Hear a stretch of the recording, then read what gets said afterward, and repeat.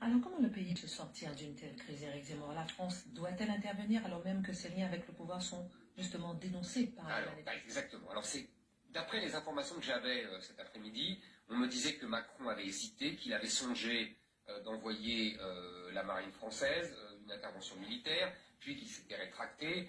Apparemment, c'est lui qui a fait pression sur le président pour que l'opposant soit immédiatement libéré.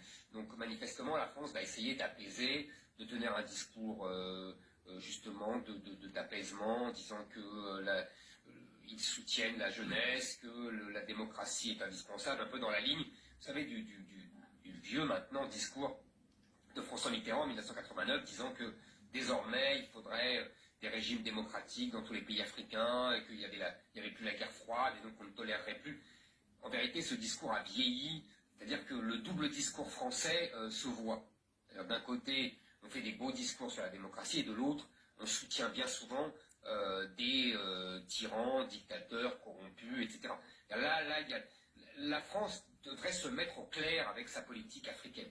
On est en train de se mettre à dos toute la jeunesse de ces pays, parce qu'on est identifié aux vieux tyrans corrompus, vous voyez, qui refusent de passer la main, etc.